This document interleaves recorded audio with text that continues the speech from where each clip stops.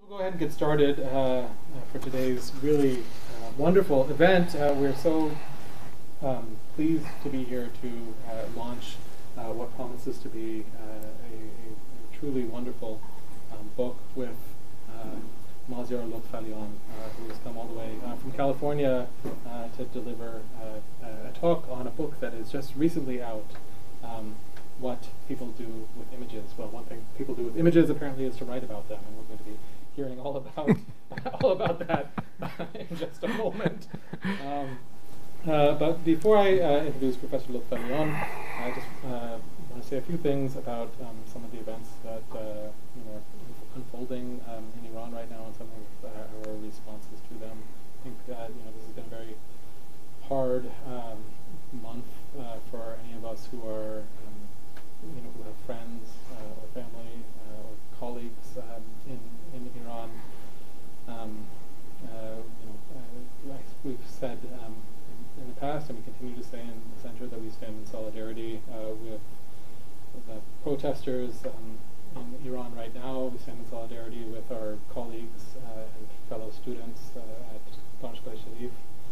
And to that end, we have statements of solidarity that have gone up on our central website and have gone out on our listserv that we've made. And we will be holding a conversation about the protests in Iran tomorrow afternoon at 4:30 in Robertson Hall, room 002. So for any of you who either would like to know more or would like a space in which they can express their thoughts and their concerns about what is happening and about the response that has taken place thus far, I encourage you all to come to this event. It should be an illuminating conversation, and one in which I want to make clear that everyone has the freedom to express both how they're feeling and what they think to the extent that we can allow. So there are posters for the event around campus. Do have a look. I have one here for conversations about protesting tomorrow. We'll be joined by many of our postdoctoral fellows who will be giving some commentary in their own fields of specialization and their own perspectives on the events that are unfolding.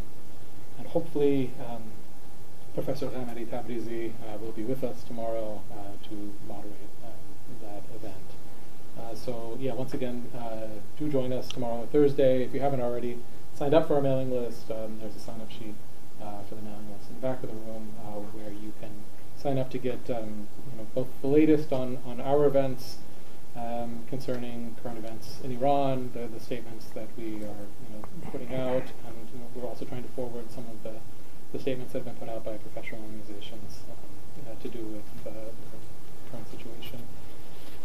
But without any further ado, I want to say a few words to welcome our guest, who is Mazyar Lotfalian, who is here to speak about his most recent publication. Professor Lotfalian is someone who's known to many of us as an anthropologist whose work sits at the intersection between critical theory and visual studies. His work covers a whole wide range of projects on knowledge production, on the intersection of technology and media and art in particular, as it pertains to the Iranian sphere of visual production.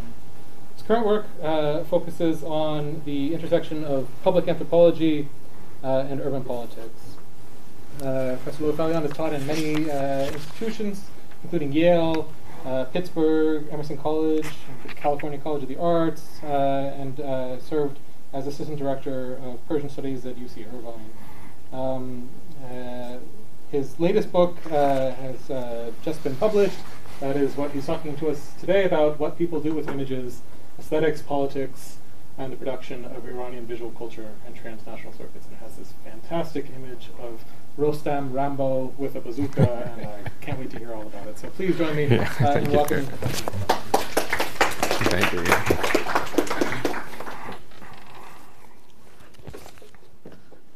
Thanks very much for the introduction.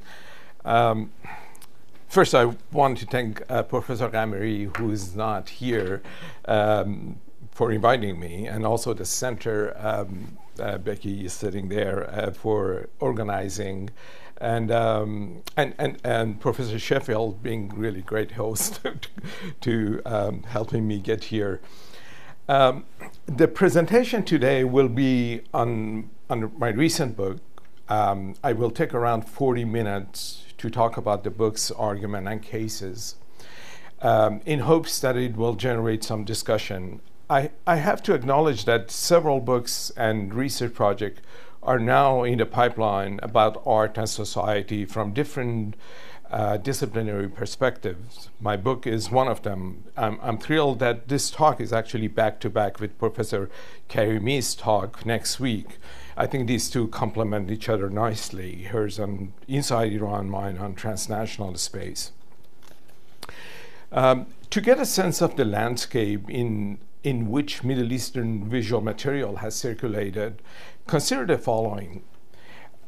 Around 1991, post-revolutionary Iranian cinema through festivals set the stage for the circulation of Iranian visual culture in transnational setting. Around 2001, Middle Eastern painting, installation, performances, and photography began to take central stage in New York, Los Angeles, and Los Angeles. Around 2005, Dubai became a global market for visual arts, and the scene continues to expand. In more detail, in the 90s, Iranian cinema became international. First, Iranian films circulated at film festivals abroad, and festivals within Iran brought other work into the country. Then, bit by bit, production ventured beyond the national boundary, moving from Toronto Film Festival to Cannes and beyond. For the 3 decades, Iranian cinema went through thick and thin of reinventing itself, and it has not stopped yet.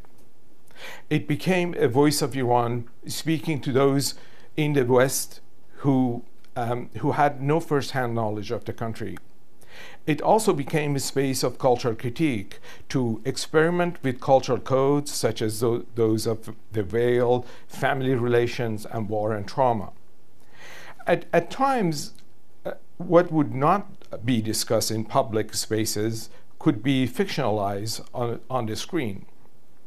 Iranian films became a surrogate for real dialogue between Iran and the West.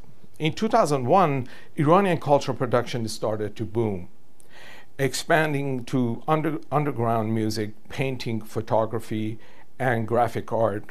These modes of expression build on the success of cinema, and in turn have fueled intellectual dialogues.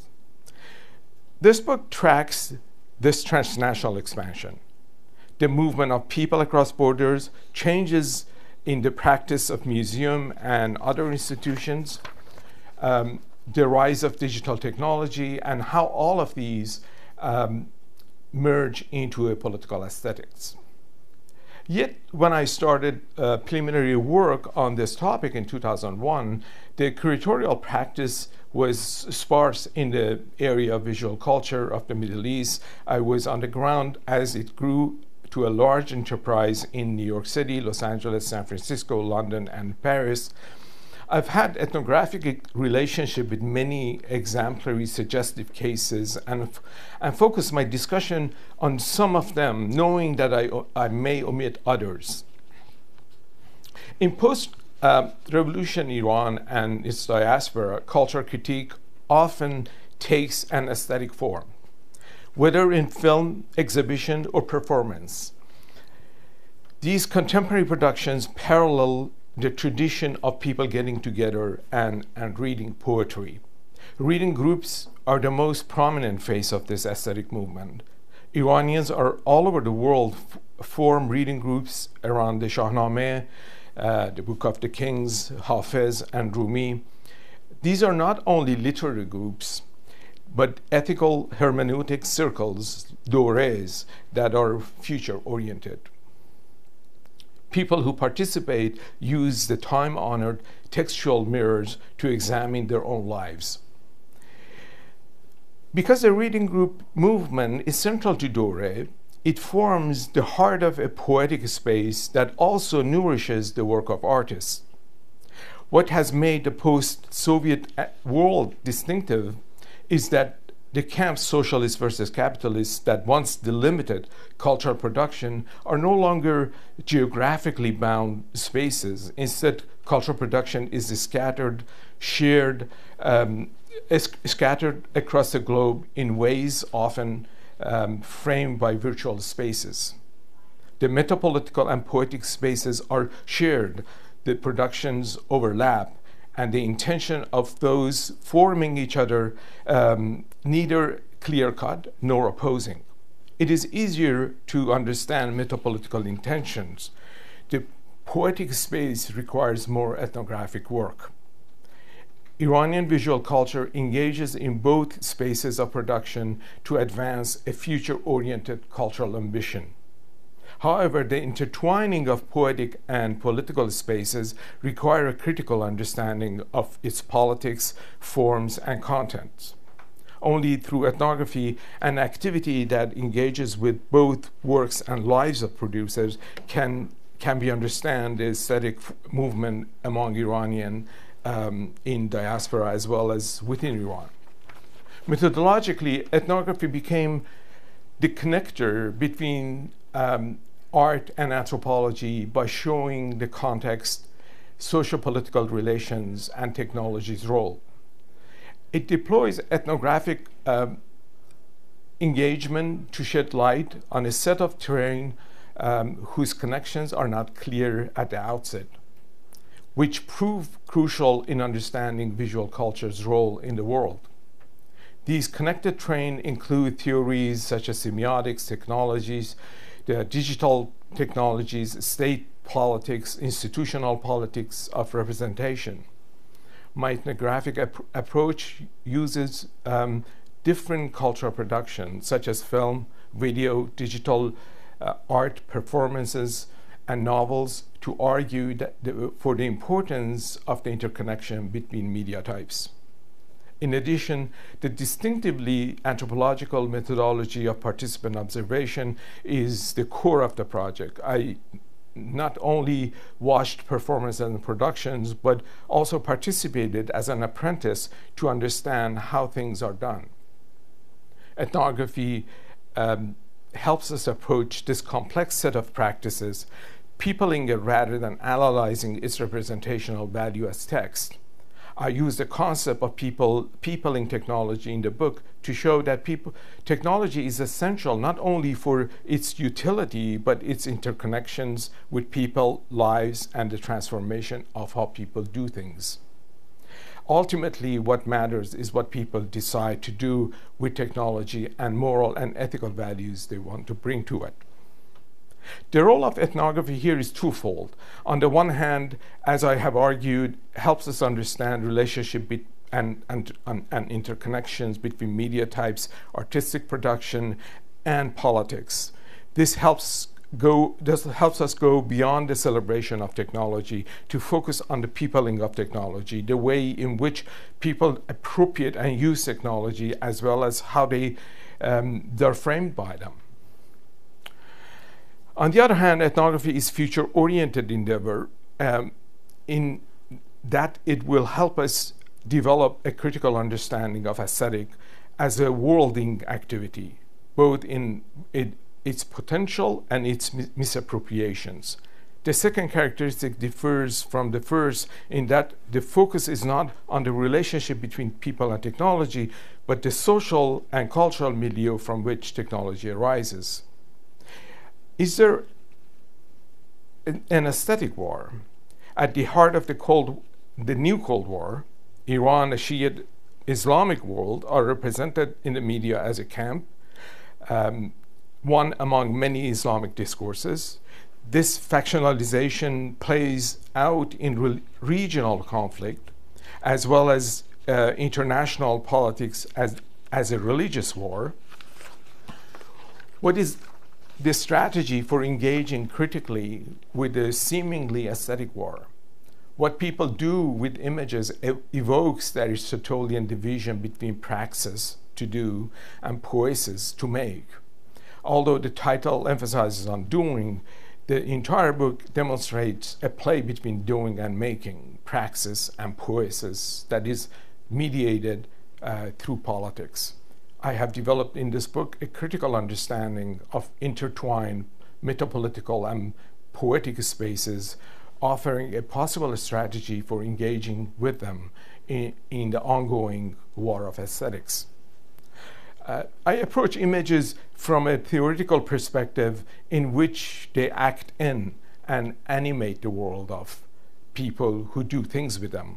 I found the concept of world from Wittgenstein and worlding Michael Fisher helping in interpreting contemporary anthropology. What I found interesting in images are the ways they mediate between different discursive political spheres, rather than what they mean in terms of various art historical traditions. The way they allow people to reflexively participate in sociopolitical, sociocultural politics. That is worlding. In this image, Morashin Alayari, who has taken technological approach to her art, her work combines regional politics with global liberal idea of reconstruction through activism and technology. Her internationally renowned project showed that archives and ruins are resources for worlding of art. Morashin Alayari uses three-dimension printing devices to produce archaeological objects that were destroyed by ISIS in Iraq and Syria. This reproducibility an object exists as data that is then transported through the internet and then printed in a three-dimension format defies the annihilation of the object by ISIS. At the same time, the artist's project of recovering lost voices and salvaging their past is akin to anthropological projects. At stake is being heard, whose voice are being represented, who is speaking for whom, to what extent is the synergy, people, object, technology, future-oriented rather than past-oriented. All projects of recovery of the past are political in that they play out the politics of the present. The projects of interest here are future-oriented insofar as they set out to reimagine different future. The public installation by Sanaz Mazinani significantly is placed near the now closed Iranian embassy building in Washington, D.C. In 2015, in order to voice support for and encourage the then nascent agreement between US and Iran, JCPOA, to freeze nuclear weapons development in Iran in exchange for lifting economic and financial sanctions by the US and the EU. As it turned out, the installation was read ambiguously. It was mounted on external walls of a roof of a small multi-sided white pavilion. On these walls were colorful art posters of geometric tiling. A flagpole held a green flag inscribed with a poem, and a triangular stand around the pole held a blue tile plaque with composite word USA Iran in English and Persian. Aesthetically, the plaque evokes those on schools and government buildings in Iran, as well as the beautiful embassy building. The poem on the flag reads, in Persian only, "Speak a new language and make a new world." It was vandalized and a blue panel disappeared. The poem on the flag, no doubt eligible to vandals. The curation here is the element of image and design from different settings, with multiple layers of evocation. The tile of the Islamic geometric intimation of infinity, the blue plaque of Iranian official buildings, the green flag, Islam, the flagpole stand and billboard-like proclamation, American multiculturalism. This curation of images was also reflective of her own biography. She came to North America when she was 11, gained a BA from University of Toronto, then MFA at Stanford, and now resides and teaches in Toronto, where she has had numerous exhibitions. Like others of her generation, she's affected by Iran-Iraq War and the experiences of her early life in Iran. And these influences are always at work in the background of her art. In her undergraduate work, she became interested in the process of abstraction and questioned regarding representation of photography. Today, her work consists of essentially representational icon reworked through Photoshop to look like infinite geometrical forms.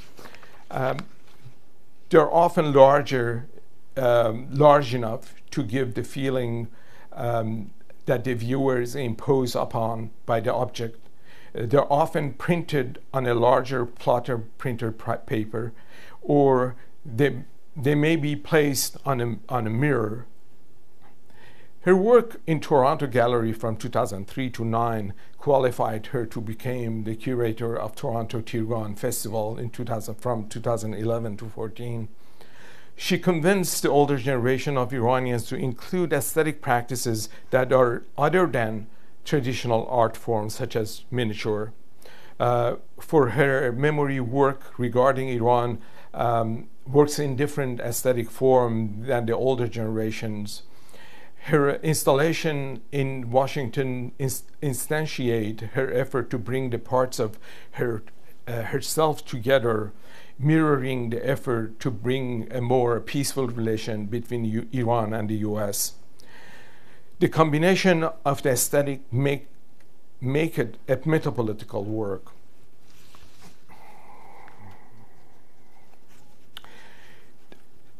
The poet space is more textured. The experience is not dealt with in a flat way that metapolitical space requires. This film, directed by Anna Lili Amirpour, again shows how to tell stories in the metapolitical space rather than via polarized political antagonism. It experiments with mixing genre forms, tapping into author, noir, and vampire film. A graphic novel also accompanies it. The filmmaker Amirpour is a second-generation Iranian born in England and raised in Los Angeles. The poetics of the film are remarkable, mixing nostalgic music and characters who could be from film Farsi of the 60s and 70s, with a contemporary space-time that ambiguously sometimes feels like Tehran, sometimes feel like Los Angeles or Tehrangeles, and subtly critiques each one by juxtaposing the other. The vampire is a girl who walks home alone at night, investigates other people's lives, tries to protect them, and bites those who have done harm. A young boy plays the observer. He is dressed in the 60s Tehran film Farsi style, pullover and torn jacket. At the same time, he also has a California skateboard. When the vampire rides the skateboard, her black chador fluttering, she looks like a vampire. And in the chador, she can save characters who have dark past. This fluidity of space-time allows audiences to ask questions in multiple directions. What happened in Tehran? Is this place or here or there? Where did the problem originate? Where did they take shape? Language adds to this liminal character. Both the vampire girl and the young man Arash speak Persian the way American-born Iranians in Los Angeles speak it, even when they seem to be in Tehran space. Arash's father, a first-generation, first post-revolution generation Iranian who feels like his life has been turned upside down by the revolution, and who sees around him the disintegration of family and nation, he has become a junkie. He injects drugs and sleeps in front of TV, turn to a Los Angeles-based program on spiritual therapy. For Arash and other young Iranian born in Los Angeles, in the United States, the scene evokes parents who listen to or watch Dr. Holakouee, the renowned Iranian-American psychologist who broadcasts from Los Angeles and is heard widely both in Iran and the US. Holakouee expounds on the psychological issues of first-generation Iranian who came to the United States with a mix of emotional insight, mysticism, and positive thinking. Arash and his generation hate this idealizing of Holakouee by their parents. Arash is a James Dean lookalike, drives a classic car, and caught between his material desire and taking care of his father, protecting him from the drug dealers. Only when the vampire kills the drug dealer is Arash freed from the bind. Using bits and pieces of landscape, language codes, and period clothing, the film strives to avoid all the stereotypes and narratives, to instead inhabit the flux of generational experience across the cultural world of Iran and the US. This form allows for sublimated stories and traumas to reveal that have been buried for decades. The film thereby became much more than just a second-generation Iranian-American work. This is the work by Shirin Neshad, a New York-based Iranian artist. Museum curators have mistakenly struggled to fit these works into their traditional modern contemporary schema, and political commentators have mistakenly struggled to position these works as resistance, opposition, or counterculture of Islam to Islam or the Islamic Republic. Instead, this book argues that the creative artwork neutralize such dichotomies, work and around them, and play a sophisticated game of testing and slowly shifting the boundaries of what is acceptable. They do so in part by neutralizing the boundary of what is inside and outside the nation state, and by playing across transnational circuitry in which the domestic and diasporic areas mutually reshape each other. This is a space that is not directly political, as in day-to-day political, but metapolitical, working to shift the conceptual visual boundaries. The reception of Iranian-American artist Shirin Neshad, dramatic photography of faces and eyeballs, often her own, a woman in chador, overwritten with Islamic calligraphy, were too often characterized by early reviewers as Orientalists. I agree with Rancière that the more astute notion of dissensus and heterology. Dissensus is not so much protest as a resistance to political litigation. Dissensus attempts to neutralize political closure and give audience a chance to reimagine new meaning. Think of the current events, and that would fit too. Although visual productions enjoy a less thorny environment than music, in that music deemed prohibited.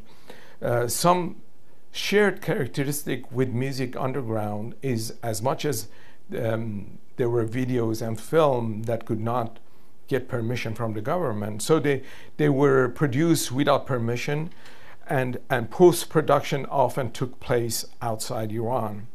As with music, video film often had to be produced and generate audiences outside the national boundary, becoming transnational or diasporic, and before returning to Iran, while the film was at the forefront of problematizing relevance of underground to visual production.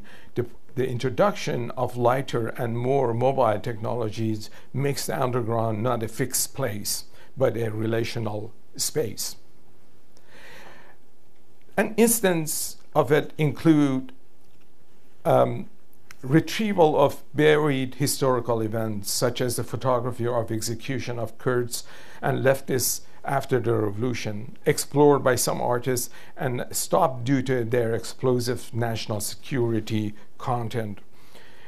These cases highlight conflict between holding the government accountable and government maintaining hegemonic control over post-revolution representation of recent Iranian history. In Azadeh Akhlaqi by an eyewitness in 2013, she tackled the problem of hegemony over cultural memory and cultural amnesia in a staged photographic series, a sort of archaeological excavation of death in recent history of Iran. This form of underground makes contested history return as a form of witnessing, a hauntology of events buried beneath hegemonic discourses. Akhlaqi, although through stage photography, provokes the truth about events of the past, historical images that have been taken out of circulation, often hidden or disappeared, reappeared and staged and real for people. They lose their ambiguity and anonymity, and people may recognize them as real voices, as as having a sense of reality. I refer to this emergent change in the distribution of sensible throughout the book after Rancière's work on aesthetic and politics. Rancière's Connect Aesthetic to Politics, where people's political participation rely on their perception of senses of visibility, invisibility, inclusion, and exclusion. These modes are regulated by the distribution of the sensible, a regime that makes what is visible and invisible possible. Rancière distinguishes between police and politics. Police maintain the distribution of social classes, while politics challenges that status quo. Politics is a way for excluded to disturb established power. The two phenomenological changes, Islam and digital technology, are challenging the established regime of the sensible. What Iranian artists show us in transnational space and the realm of aesthetic and politics is emblematic of this sea change.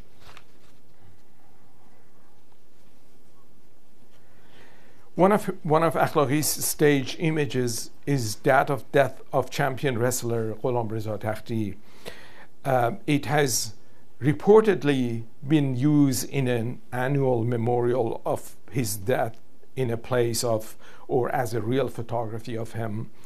Akhlaqi's stage photographs have even been used in the media without reference to the artist, presented as real.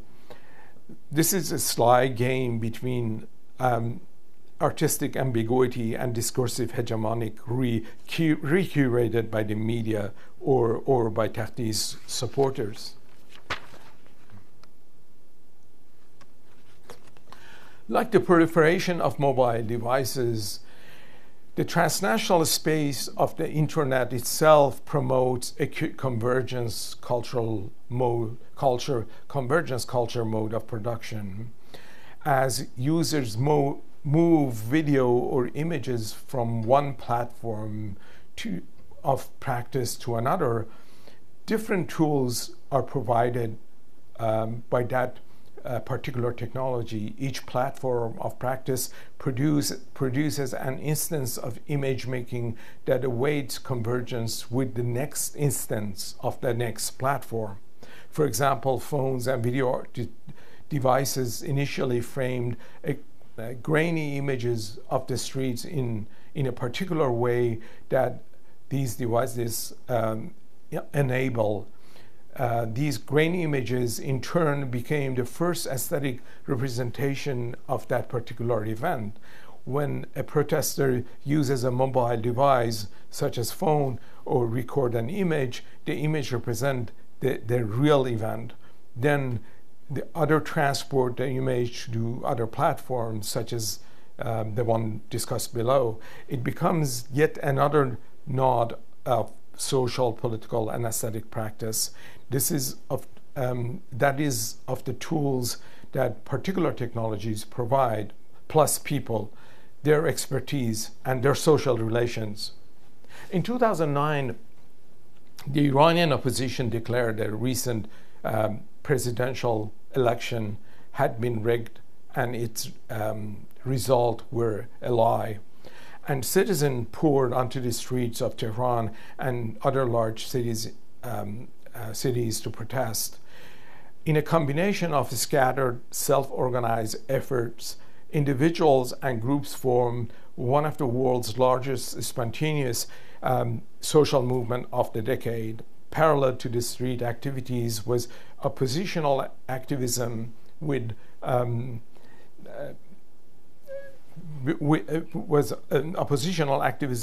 overlapping connections in the streets. However, the causal connection between online and the street movements is complicated and hard to establish. The internet in general and tools such as mobile devices in particular became not only the vehicle for messages and images, but also their makers. Images such as those of Neda, a young woman who died on the streets, became the most universalized aspect of the information that circulated around the globe. People around the world saw these images and interpret them as a signifier of a movement for social change in Iran. These images, which I call aestheticized forms of political expressions, tap into the political archive of Iranian narrative of social political resistance. They also inspire questions about their level of signification, including whether we read continuity in meaning between political graphics of 1979 revolution and similar images in 2009 and 2022. What complicates the answer to such question is technological discontinuity between two periods, from the one to many form of production in 79 to many of 2009. In this recent movement, people produce images both individually and collectively, and they were based on convergence mode of production. This is a paradigm shift in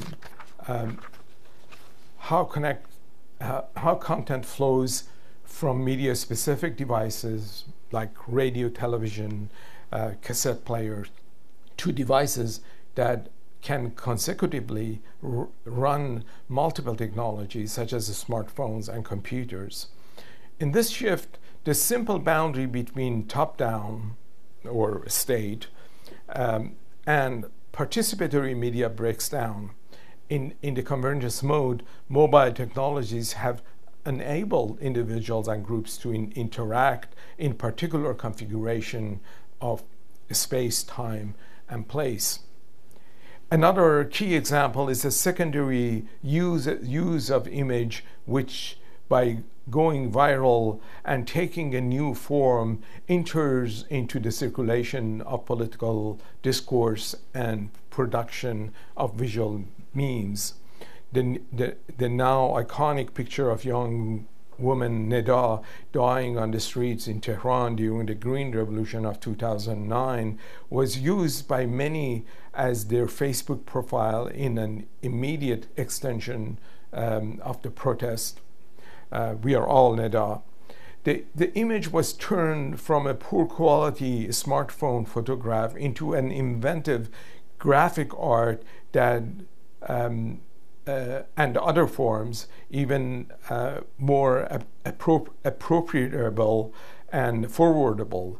The new images were concerned less with fidelity, though like myths or memes, they were always recognizable and far more with multiplicity and expanding circulatory generativity.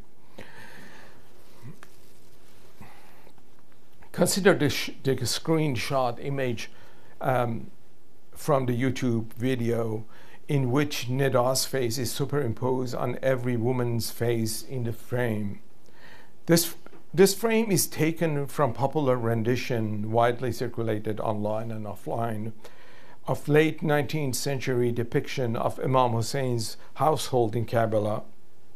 The original popular rendition shows only the tent and the woman, the tents, and the women who are facing Zuljanah, the Imam's horse. Zuljanah is bringing the news of the Imam's death to the household. It is the marker of tragedy and injustice. In original drawing, to the right of Zuljanah, there is no one, just a landscape. In various collage and techniques that Reza Deqati applied to the original, he added the face of Neda to the scene. In addition, farther to the right, in this image, modern anti-riot forces, a collage of actual images of riot police in Tehran in 2009, are attacking the protesters. The video continues, including various images of individuals who were killed during the post-election demonstrations of 2009. Although the images are not animated, they are laid as wallpaper or tableau in a coffee house painting style. This genre of painting, usually displayed in public places, set a mood of nostalgia and remembrance.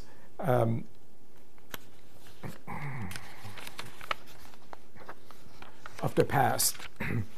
The YouTube format creates an animation effect with familiar warm colors of red and yellow. The elegiac music that complements the images is a mix of song associated with mourning during the commemoration of Karbala event. Other artists such as Shoja Azari have used similar collage style to liken the event of 2009 to that of Karbala in 7th century. I want to stop here and open the floor for discussion and questions to summarize the Middle East and Muslim majority countries particularly have seen a surge in the production of films, video installation, artwork, cartoons, and digital productions. These material productions have been more than simply aesthetic or beautiful. They have entered the regime of representation and political discourse.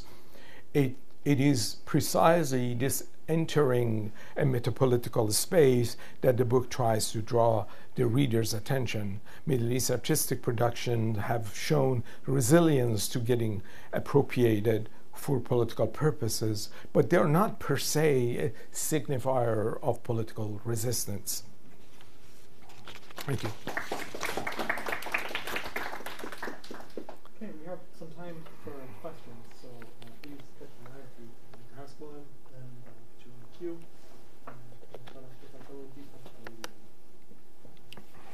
Thank you so much for this talk. I really enjoyed it because I know most of these artists, and I like being introduced to new artists too. Just one question. Maybe more questions later. Yeah, no, that's fine. If you can speak a little bit louder. So I was really interested in your framework about it being future-oriented, because I mean, I'm a historian. I just saw history everywhere. I just saw the past constantly, right? And so I just wanted to hear you maybe talk a little bit about that. Like, how do we think about the future without thinking about the past? Is there a way of doing that? Or are there examples of doing that? Especially with like Morishim's work, Sanaga's work, it was just so interesting because the women are the only ones who really survived in that, right? I also thought the stage photography of Afro-Ladies that keeps getting reproduced was really interesting, because in my work I talk a little bit about Shadika Bijan's work being reproduced as history, and so just the parallels of that I thought were really interesting. But yeah, if you could just talk about the future framework that you're using. Yeah, I mean,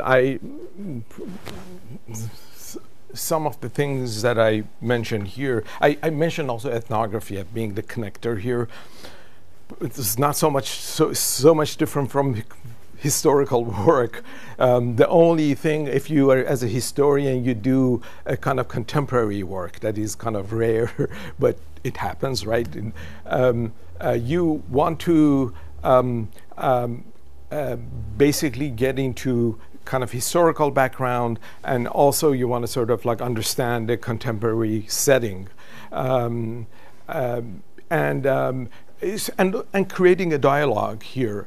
You could, I mean, I mentioned something about just at the outset calling a piece Orientalist would not help, because it would not help us to understand actually the artist's work.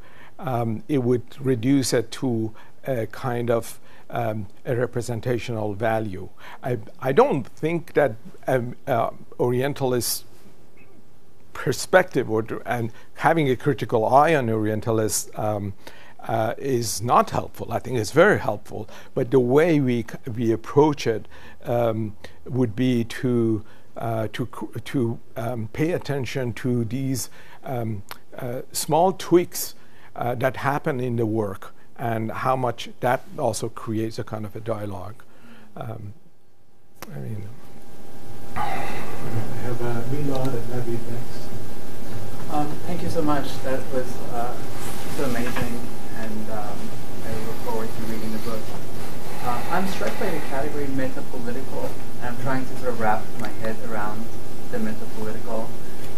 And a couple of places that I'm thinking is you know, the Iranian state would shut down global circulation of images, right? So it seems that there is an acute awareness of that circulation of visual cultures is a geopolitical event, right? So I wondered what's the relationship between what you call metapolitical and geopolitics. I'm also thinking of Talin Gregor's work, like the last book on the Persian revival, where the story of Persian revival in art and architecture is a geopolitical history. And it's a history that has to be told not of Orientalism, but of representation of the East so much, but how dealing with Persian revival would have us re-narrate the history of European art history, right? So it's not so much Iran.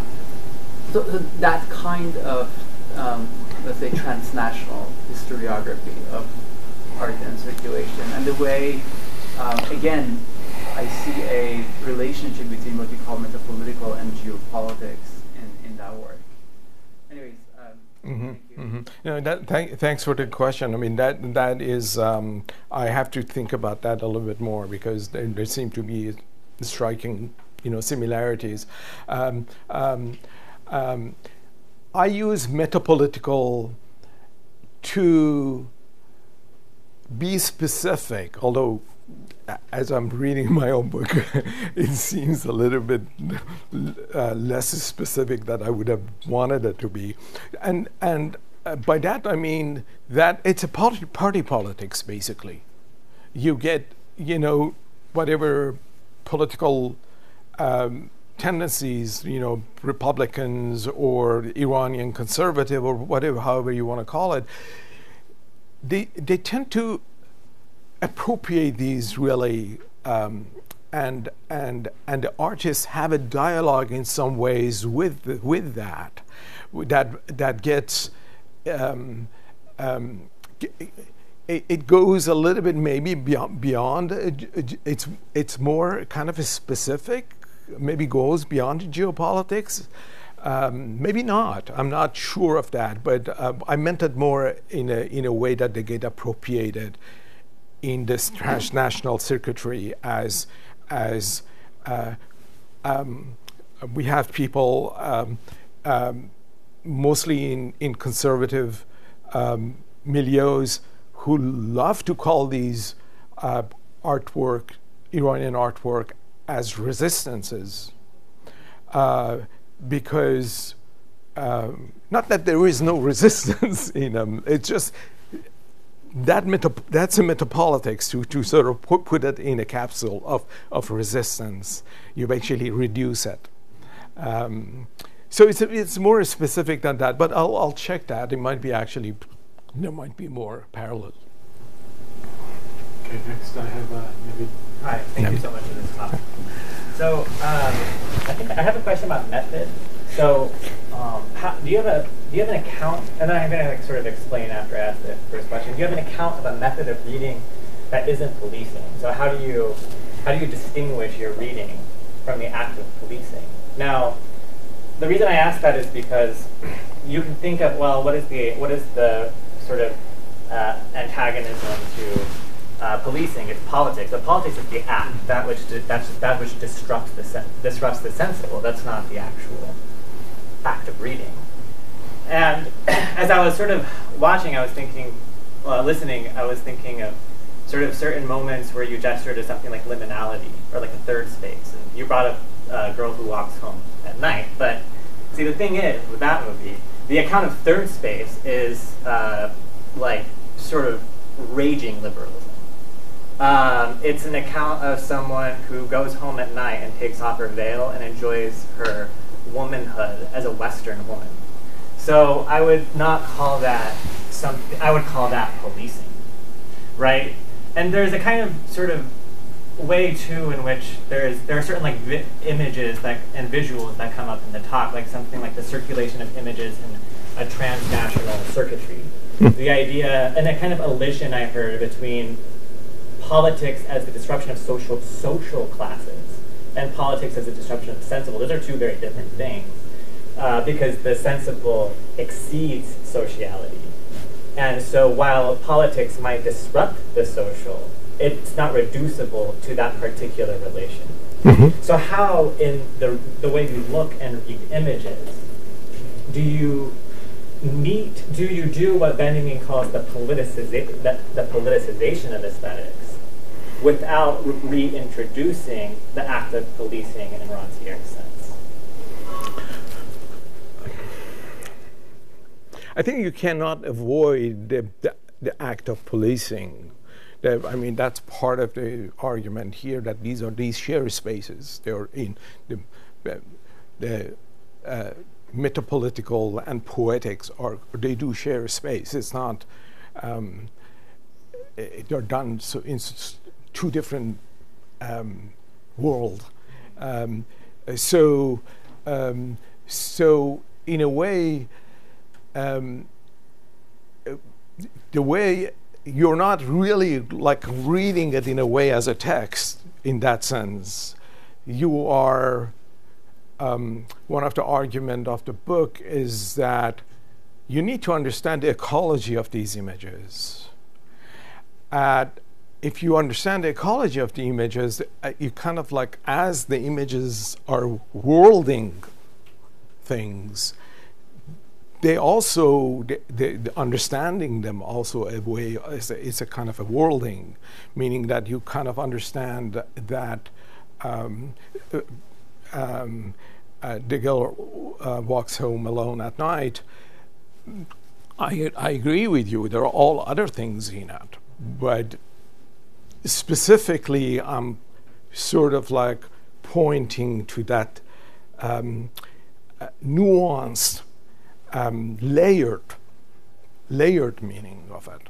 I'm not saying that, oh, this is a perfect way to go, and maybe it comes out a little bit that way, and that one is metapolitical. They do share a lot of space, and I did not read it as a film scholars who would just sort of like read it into that minutes that no, it does all of those things as well. It probably does. I was considering them in this ecology of images. You're welcome. Thanks. We're running a little close to time, but I have two more questions that I've seen from Shiga and from Kunisa. So maybe we can take them together, if that's okay? Yeah. Thank you for your presentation. I'm wondering where the artist's own framing of the works, where they come into your work, because I was frankly a little puzzled by your presentation of Sharmin Bijan and the museums that have featured her work, because Neshat and Shoja Azadi have been very overtly clear about the dissent and the resistance aspects of their own work. Now, are you arguing that we should not take those into consideration when we look at the work of art alone, or did I not understand you correctly? And I was also wondering where people like Nikki Nujumi, who is overtly political, or Zenderuti, who is overtly apolitical, feature in your meta-political context? Yeah, I mean, that's a great question. I mean, I'm putting them all together.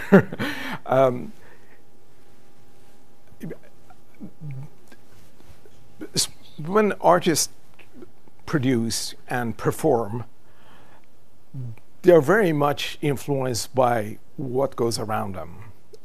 Again, I refer back to the ecology of of performance. I've worked with them with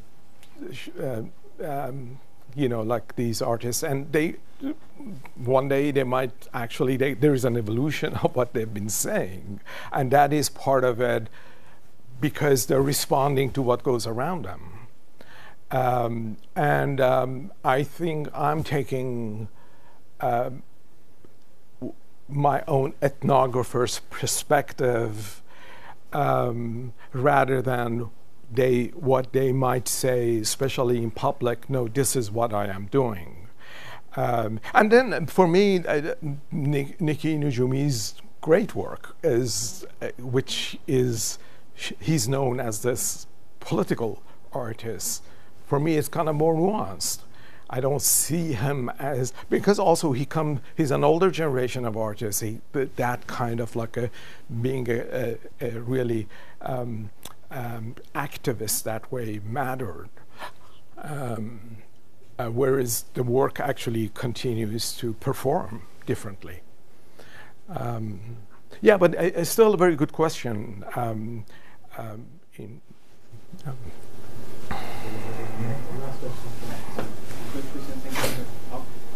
was wondering if you have any kind of data or statistics about different common themes in the contemporary productions of art. Like, for example, this one is representative of a religious background of Iranian identity, whereas there are some other common themes like the national identity or religious or whatever. So do you have any kind of data on that, or like? I mean, maybe next week you get more of that type of typologies. That's my work is event oriented, and I worked since 2001. I work in in different times, different events, different places in the world, I work on these. So I try to take an event completely and work with it. For example, here, the theme of Karbala. This is, as much as Karbala is concerned with demonstrations. I have one chapter in Taziyeh, which goes around one event of Taziyeh and tries to historicize it.